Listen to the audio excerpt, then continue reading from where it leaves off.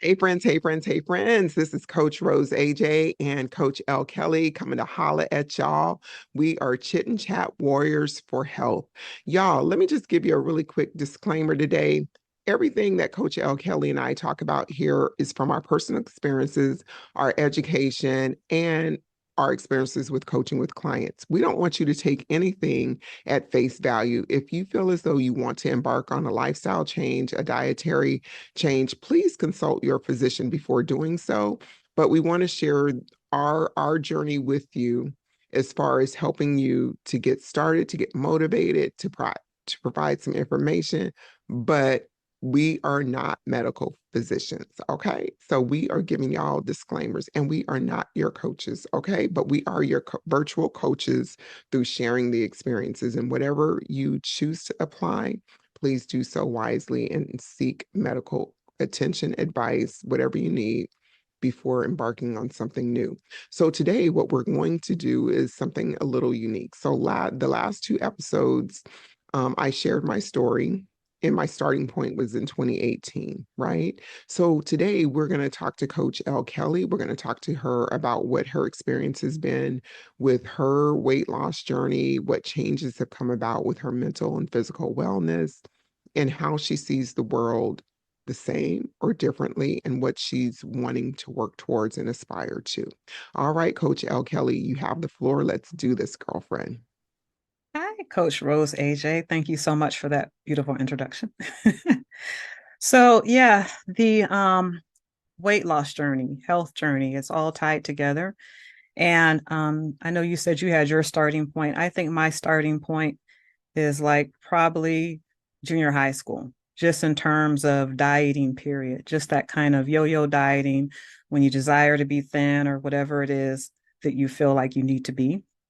And so I would say it's always been an off and on journey for me. But in terms of making it my primary focus in terms of, how I treat myself from a health perspective, I would say that is more of a recent journey. Meeting you in our coach training and learning a lot about health and wellness and how it's all tied together.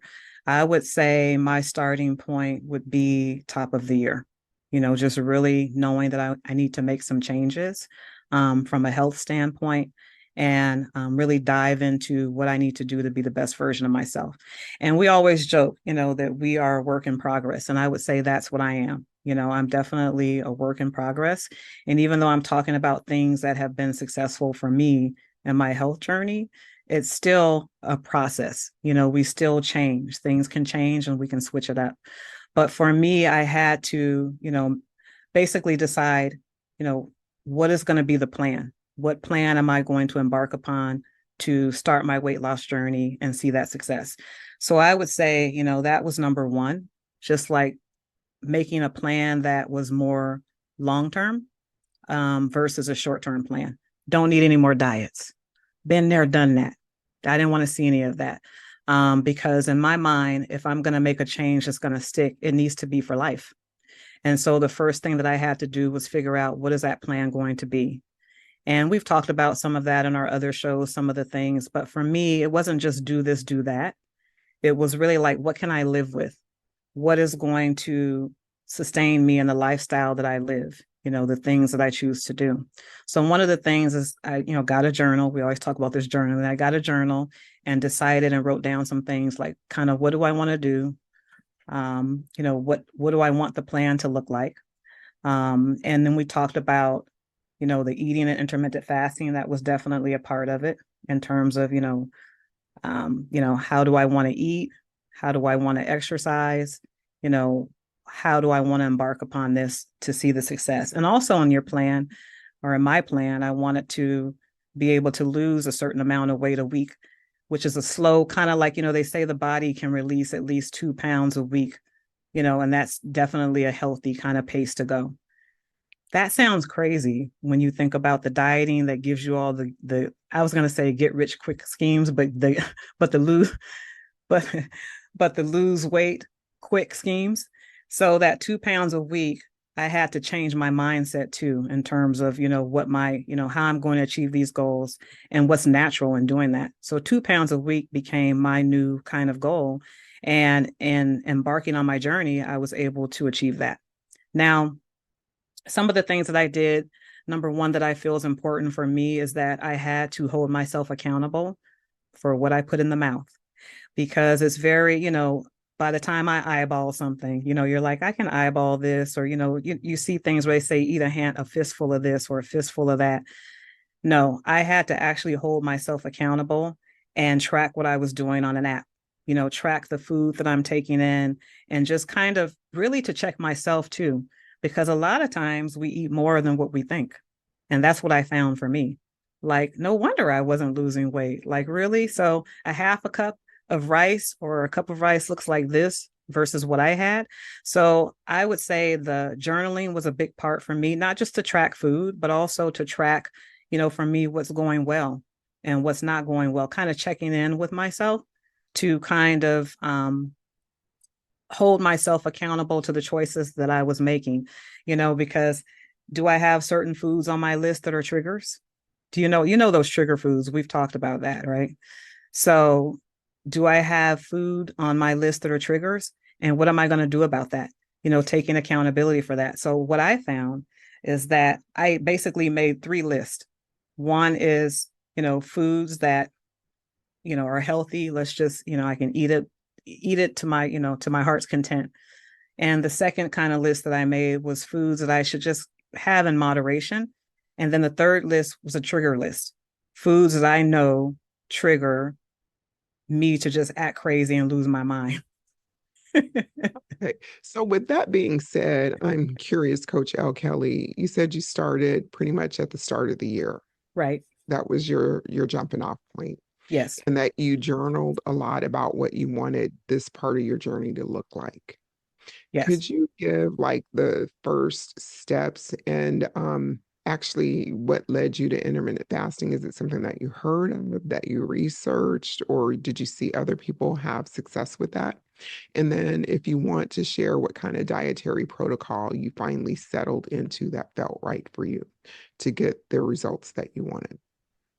Yeah, I actually stumbled across the intermittent fasting by accident. I was on a plane ride. It was a magazine, I bought a couple of magazines, and one of the articles was on intermittent fasting, not something that I'd ever really thought about before. Um, and I think we do things when we're dieting, like we have all these rules, right? Don't do this or don't do that or don't eat after this time. And so I just thought intermittent fasting, that's just another rule. You don't eat during a certain time or, a certain window. But really, it's more than that. It's really something that helps our bodies to be more healthy and run more efficiently. And when I understood the reasoning behind why one should do that, that's when I decided, well, I'm going to try it. Everything looked really positive in terms of the reasons to do it. And I said, well, let me try it. And so one of the things that I found with intermittent fasting, because we read about all the healthy things that it does internally to our body. And I believe that because you just feel better. I was just feeling better, had more energy, better digestion. The weight was coming off at my 2 pound goal a week. All of these positive things were happening. But I will say this, for someone who constantly eats, if you find yourself that like me, I'm just a snacker. I was just a snacker, just eating all the time, just, nighttime snack, bedtime snack, snack all over the place. And so one of the things I like about intermittent fasting is that it has that cutoff period too. So for someone who is a constant snacker like that, it is another rule, but it's a rule that's doable for me to follow because I know I've been nourishing my body during that 8 hour window that I have been eating, right? So I'm not feeling hungry. My insulin levels not all over the place. Everything feels great. So that's what led me to the intermittent fasting. And that's why I will do it for life because it's been such, I've just felt so powerful from doing it. Like I finally have control in areas that I didn't feel that I had control in before. You name some of those areas that you didn't feel as though you had control in and you now have control in. Yeah. The snacking, definitely sugar, that's a big one. And we talk about sugar addiction. And I guess I don't know if that's the proper word for it, but I call it a sugar addiction because if you have to keep doing something that's not good for you, I think I think that's right. I think that's what we call an addiction. And so having to conquer that, because I was just, eating a lot of sugar, it becomes whether it's a habit, whether it was soothing for me, whether I'm upset, whether I'm happy, it doesn't matter. It was just a habit to do that all the time. So to break that habit, that was one of the things that intermittent fasting helped me to do. Because if I'm only going to eat in this window of time, then I want the best food possible to nourish my body, getting rid of the processed foods. I wouldn't say getting rid of them because it's virtually, to me, it's impossible because I still like, I follow more of a diet in moderation, moderated carbs, moderated, protein and vegetables and fruits, kind of like a mix of all of it. So I wouldn't say that I totally got rid of processed food, but definitely being more particular in what I buy and being aware of the sugar content in foods is really a big deal. And that would be more, those 3 lists that I told you I made. One of the lists is just have this food in abundance because with my mind, I don't want you to just tell me that I can't have something. I don't want to just, that's what I can't stand about diets. I don't want to just feel so deprived and irritated because I can't have something. So I said, well, let me make this long list. And I was really excited about this list. Let me make a long list of all the healthy things that I can have. And then let me make a list for the moderated things. So I didn't just get rid of sugar completely. But what I did is put it on a list of moderation. And that moderation may look like once every other week, a little snack. But that's way different from the daily usage that I had before. So I feel like in those areas, definitely my eating, it put me on a certain pattern, even with exercise, because now I've had my last meal. Now it's time to exercise. So I would say it helped me to regulate too. It gave me a regulation in my schedule that I didn't have before. So, can you share with us some of the things that you can reflect on now that you have your eating in a certain window and you've made your 3 list? Do you know what some of the situations or what compelled you to snack continuously or to eat continuously as opposed to now? Was there something that you were trying to solve or soothe yourself with the food, or was it just literally out of habit?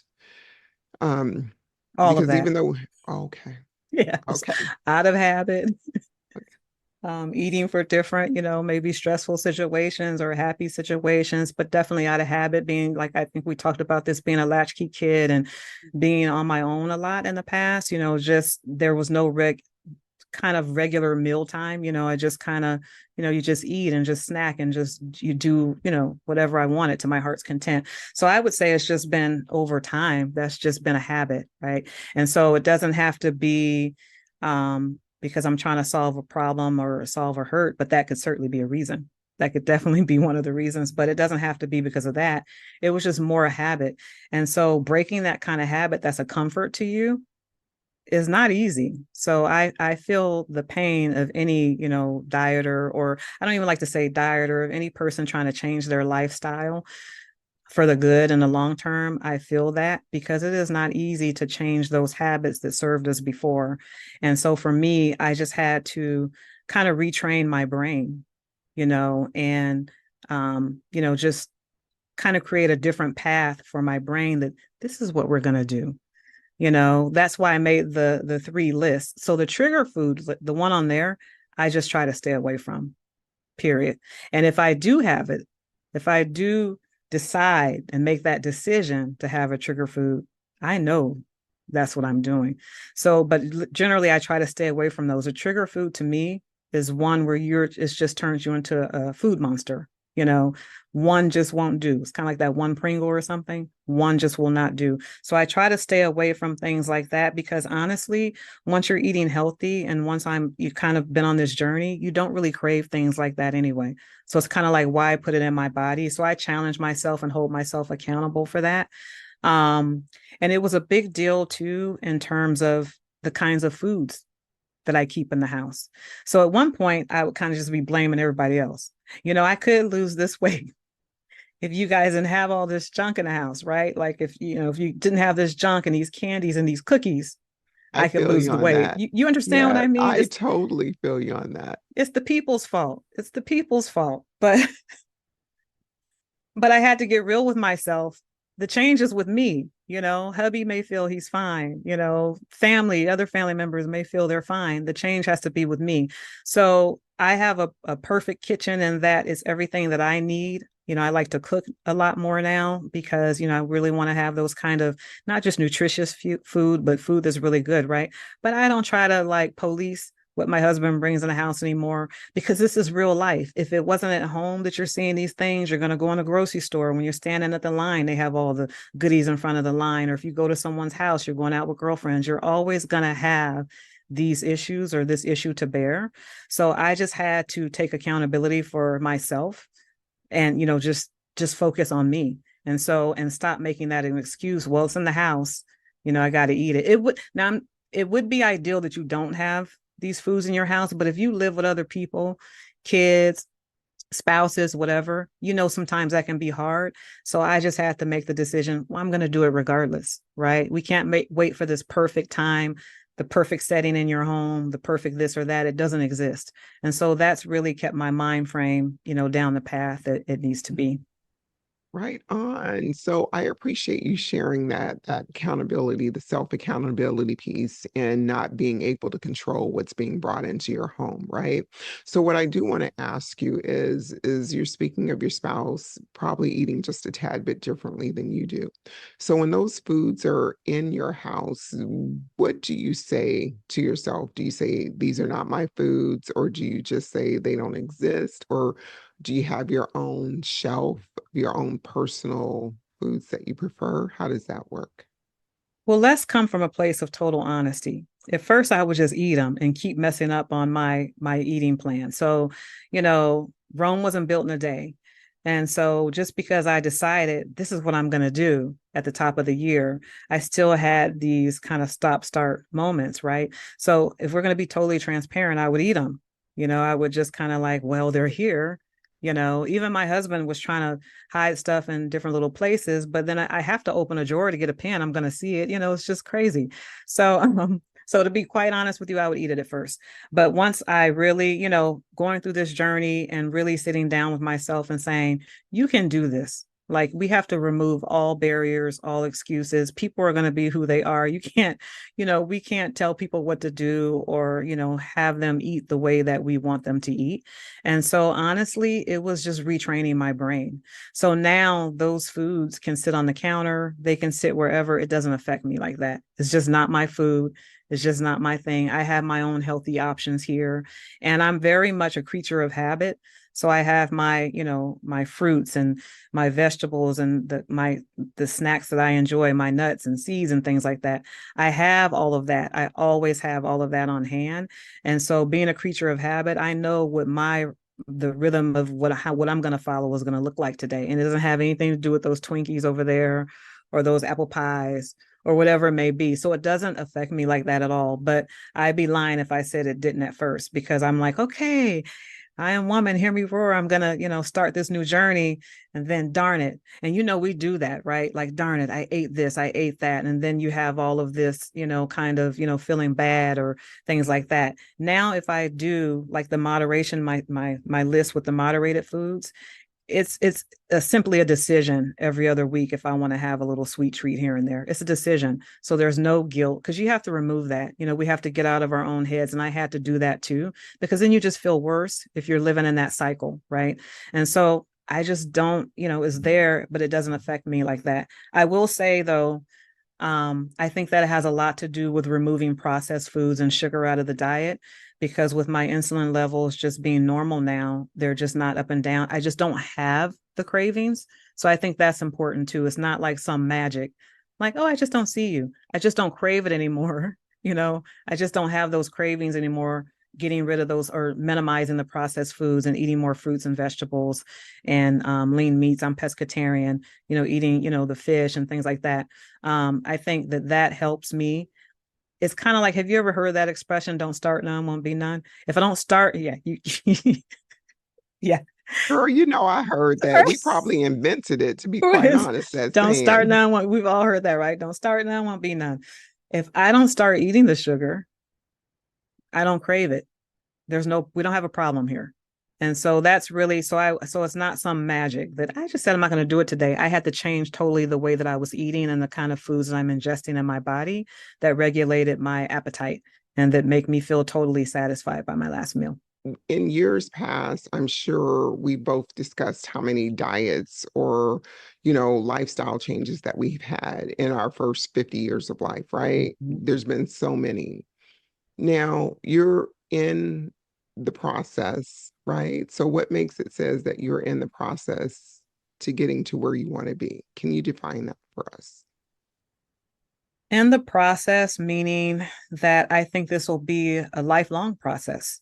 I don't think and I think that's good because I think that when you embark upon the diet culture, you're always just focused on the end result. That's why if you're scrolling through YouTube or anything, you'll see, hey, look at how I lost 30 pounds in 2 days. You know, that's like, and then they'll get a million views for something like that, right? Because that's kind of like the culture, that's like the mindset. But I think it's good for wealth and wellness to be a lot, wealth and what did I say? What did I say? What did I say? Oh, you said wealth and wellness. I did not say wellness. I did not Yes, you mean that. did. Strict that from the record. It's going to stay. Did I say that? Wellness and health and wellness. Oh my God.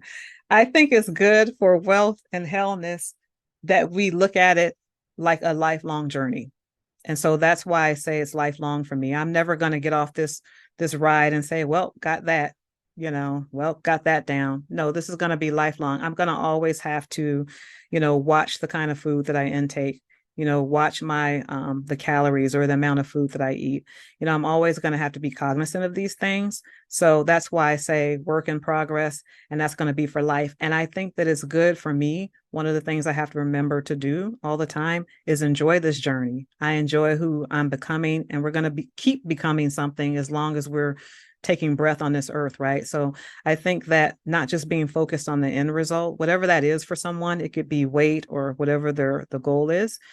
Enjoying the journey is really important too. So we can be kind to ourselves, pump ourselves up, when we have success, because sometimes, as women, we may not always speak kindly to ourselves because we have so much pressure on ourselves and we want to, be the best at everything. So I think it's good as you're going through that journey. For me, I have affirmations all over, I meditate.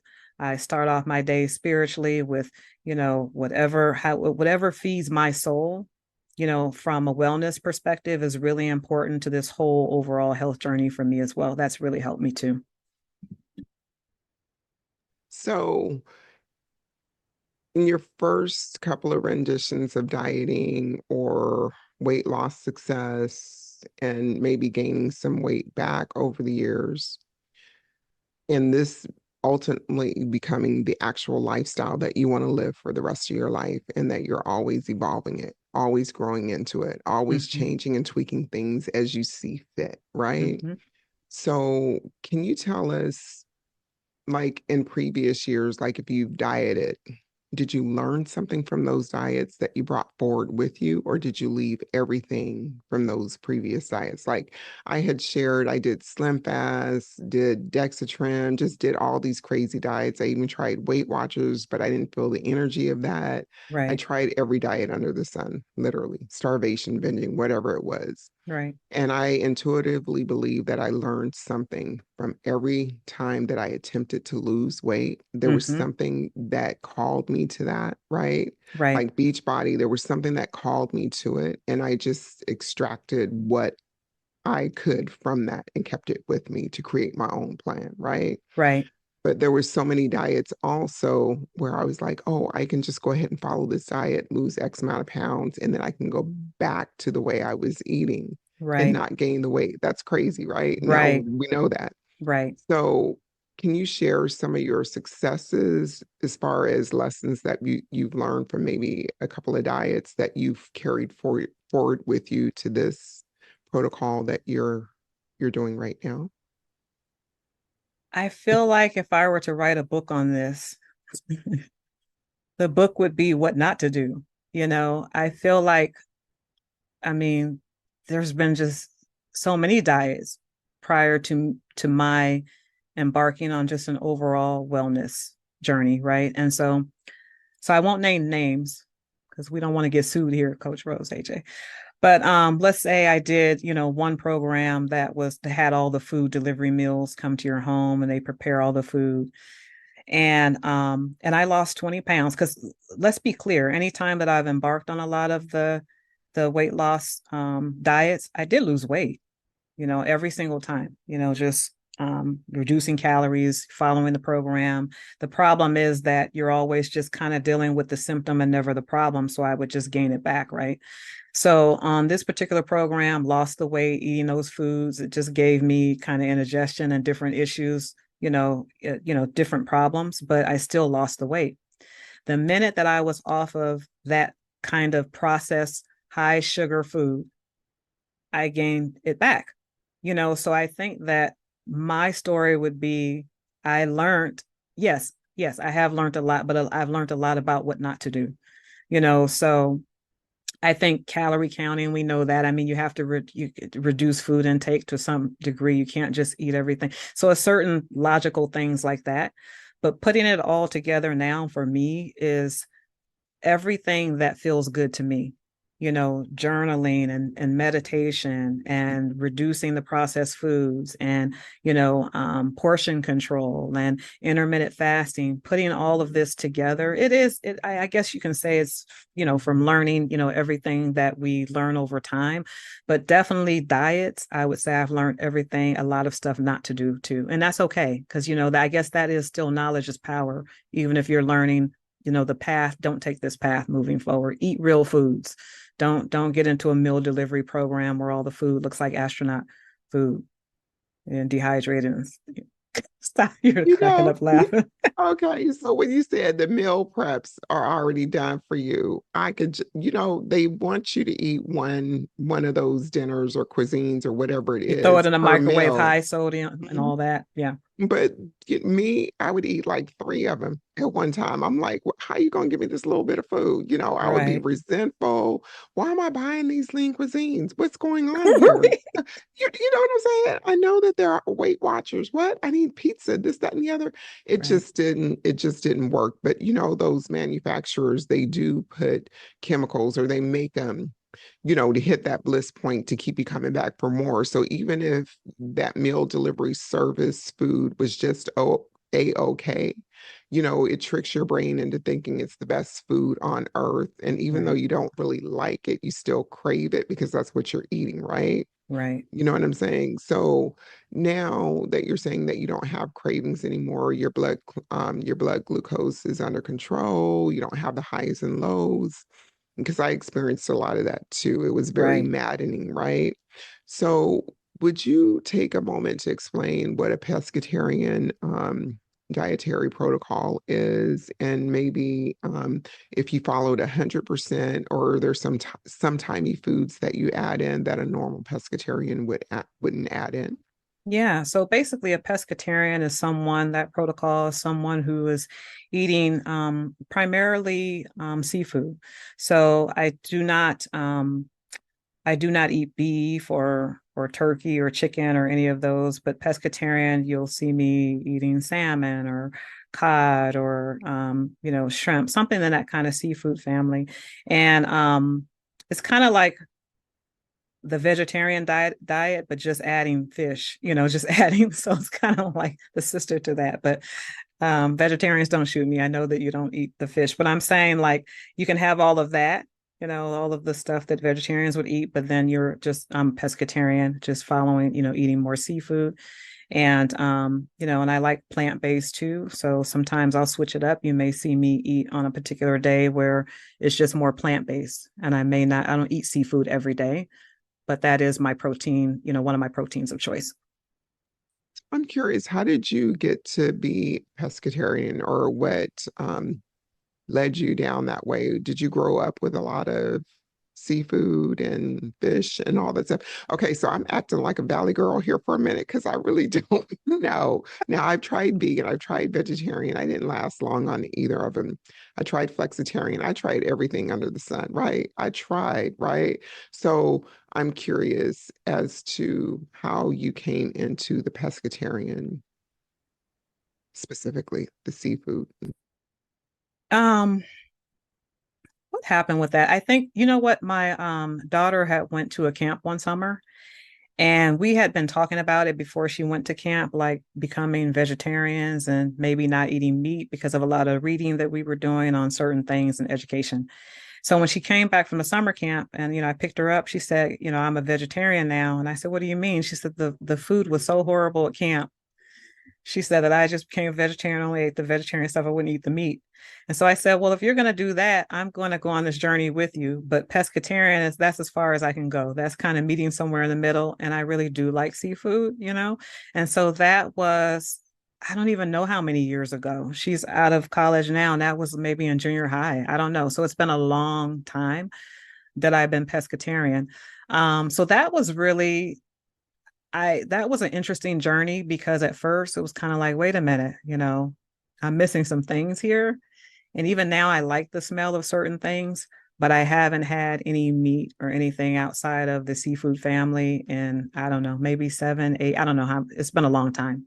It's been a long time. Thanks for sharing that because I was curious. I was like, okay, pescatarian. I got it. I understand it. Just like I'm carnivore, you got it, Right. And Right. I can't imagine anyone not eating beef, right? Anything, any kind of beef. But Right. I totally get it because I really don't eat a lot of fish, but being here in the Pacific Northwest, salmon is my preference if I'm going to eat. And Yes. then shrimp, those are my basics, right? And so what else would you like to share with our listeners and our viewers today about your journey? Um, I would say that this is a very pivotal time in my life because making a change like this when you've had the same habits for so long, I know that's not easy.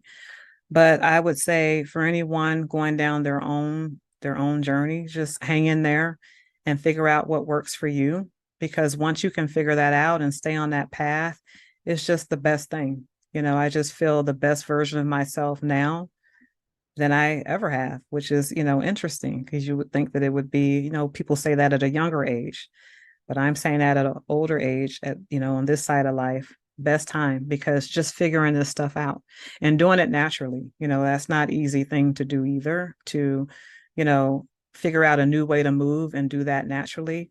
So I think that just hang in there and, just put together, work with a coach, like, we have coaches work with a coach to help you put together a plan that works for you and hang in there, and just be true to yourself and your journey. Okay, thank you for that. But can you share, speaking of that, exercise? You mentioned that you exercise, or I know that you exercise. Do you feel as though exercise is necessary in order to assist with the weight loss process? Or what are your thoughts in general about exercise? Um, I do find that movement is really important for my journey. Like I do have a regimented 6 days a week, 30 minutes of exercise, whatever that is. This is the thing. I'm not super like I'm not a fire sergeant with it, right? It's really what do I want to do? Do I want to do 30 minutes of cardio today? Do I want to strength train today? What is that going to be? I have my stair stepper, I have my bike, we have our punching bag. I have different things at home and for our home gym purposes that I can do. So I feel like that movement is important. I feel good. And guess what? It's a habit. It's a habit now. So it doesn't feel right for me not to do it. That wasn't the case before. So I feel like whatever movement you feel good doing, I do feel like not just for your to lose weight, to burn more calories, but also just for your mental wellness and to, they say if we don't move it, is that we don't move it, we lose it. So I feel like just figuring out whatever that movement is that's enjoyable then do it. Some people are more drill sergeant like, and it has to be this way. I'm not that person. For those 30 minutes, I figure out what is it that I want to do today. And that's what I do. And now that's become a habit to do that 6 days a week if I can. That's the goal. So I do feel like it's important for many reasons, but I also feel it's important that you really enjoy what you're doing, even if that's walking. You and I were talking about these old videos. It's a woman named Leslie Swanson. I told you she used to do these walk in your living room kind of videos. And I'm like, are you serious? Well, that stuff works. I brought those back out. And here in Yeah. the Seattle area it rains, so Yes. sometimes we have to walk around the house. Yeah. And so if you're not going to the gym or whatever, and so I feel, and it's really fun Mhm. actually, so I feel like it is important for me anyway. And I feel like if anyone's trying to lose weight, the food part we know is really important. You have to get that down. It's so important what we ingest and what we eat and take into our bodies, but it's important that we move too. Yes. So that reminds me. So working out has been a part of my existence since I was 20 years old, right? Hmm. So I go to Hot Works, I go to the gym, and I have a home gym. But this is the thing. I understand you to say that you work out at home and you enjoy it 110% and you Right. get it in, right? Right. So during COVID, I bought a lot of equipment because I was like, these gyms are going to shut down. I'm never going to go through this again. So I'll have everything I need, right? But I'm the kind of person who's more motivated going to the gym, going to Hot Works. I get a better workout, right? So all the equipment that I have at home, it supplements me to stay moving in the evening, if that makes sense. I use Right. it very gently and whatnot. But I also know that I know what to do if the gyms did ever shut down again. Right. So had you ever worked out in a gym before as far as being around people? Did you enjoy that? Or is your ultimate preference at home, at your leisure, at your convenience Yeah, for versus? sure. Yeah, for sure. Like I've had a few gym memberships and like anything that I take on, I was full speed ahead. I'm getting in the car, going to the gym, really dedicated to it. But see, I used to live on the West Coast. I mean, well, we're West Coast, but I mean in California. It was hot every day. So we could go to the gym at, anytime, jump in the car. It was just really convenient. And then I moved here where we have, it gets dark so soon. We have a lot of rain. I don't like to drive in the rain like that. And so that just led me to I joined the gym, then it led me to excuses. So the reason why I choose to have the gym at home, I work from home. So I can just make that easy transition from work to working out and get it done and know that it's done. No room for excuse. What kind of excuse am I going to have? Right. And so that's why I do that. But I do say when it's in the summertime, when it's more summer, when we have great weather out here, because we have great summers. When we have those great summers, I do like to be out. I'd rather be walking out. We have Lake Washington that's beautiful. I like to walk around there. We have different parks. So I do like to be out when we have better weather, but having it at home just leaves me with the ability to not have any excuses. I like that no excuses deal, but I love what you said. You're not gonna wreck your brain over it. 30 minutes, whatever feels good and sounds good to you, you just do it. You go with the flow. And I'm the complete opposite. I'm one of those straight and narrows. I need that structure.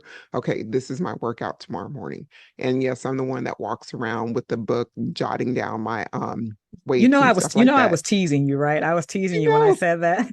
I had to do a confessional on this, right?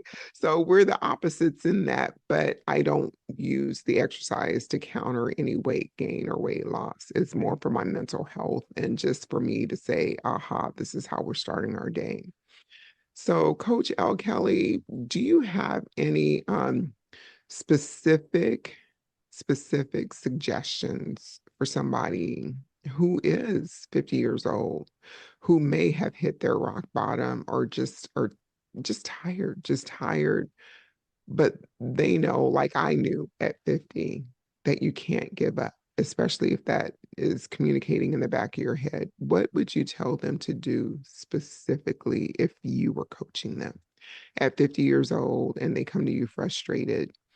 and they want your support because of your success and your education, how would you get them started? I think it's really important that, like I said in the beginning, to understand what it is you want to achieve. A lot of times we may be frustrated or have, things going on in our lives to where you can't see the forest from the trees. And so you're not really clear on what those goals need to look like or what you're willing to do to accomplish those goals. So we would just need to start off, I would say just start off making it very clear. I'm a big passionate person of putting pen to paper or whatever that is, verbalizing it, whatever that is, but being very clear on what is it that you want to achieve. Are you so rock bottom that you need to speak to someone, making that decision too? Were you rock bottom where you just need to work with a health coach that can get you motivated and get you going in the right direction? That would be something too. But figuring out in the beginning what you need and what you want to accomplish is really important before you just embark on a journey. Because if you don't have a plan, then you're just following some diet or the latest craze or, what everybody else is doing. Guess what? We're all individuals. There's not a one size fit all. And so you have to figure out what works for you.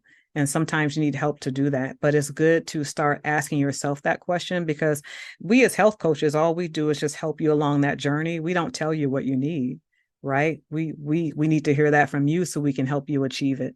So sometimes people don't even ask themselves that question because they're at a point where, they may have given up. They don't think, what's the use? I keep failing. And so they don't even ask themselves that question or be able to visualize that. So that's really important, starting there. What is the plan? And getting the help that you need if you need it, to put that game plan into action so you can start taking real steps towards taking care of yourself better. Amen, amen, and amen. Thank you for that. That is just wonderful. That is wonderful. I think I need to hire you as my coach, Coach L. Oh, Kelly. goodness. And one last question before you go. What motivates you? What keeps you motivated? And what do you do when you lose motivation? So, what motivates me, I would say, is love on every front. Love for myself, love for my family, love for God. Love motivates me. It keeps me wanting to be the best version of myself. It's the place that I operate from. It's my happy place, makes me smile. So I would say love is definitely my, if people say love language, love is my love language. That's redundant, isn't it? But yeah, I can say love. So, and what was the other one? Okay, so what motivates you? You Love. answer that. Mm-hmm. What keeps you motivated? And what do you do when you lose motivation? And then what keeps me motivated is just always checking in with myself, always, remembering my purpose and what it is that I want to do, day to day in my life. So I would say definitely always checking in, always being true to myself, and being able to make changes where I need. That keeps me motivated. And just knowing that I'm not yesterday's mistake, right? We're going to make mistakes. That's why I call it a journey. We make mistakes. We're not always perfect. And so for me, my motivation is, you know, whew, thank God that day is over with. Thank God today is another day. So Right. just knowing, just staying motivated, knowing we have another day. Life doesn't begin and end with one moment, you know. Right, right. So was there ever a time where you felt as though it ended with that one moment and then you bounce back? Oh, sure. Yeah, Oh, yeah. yeah. Yeah, a lot of So times. what do you do when you lose motivation? When you just totally lose motivation, whether it's for a few minutes, an hour, or 5 days, what do you do? How do you get out of that motivational loss? Girl, pray. Pray, meditate, do whatever, because I'm going to fight back. I don't like being in a place of depression or anything like that, but we know that we're human.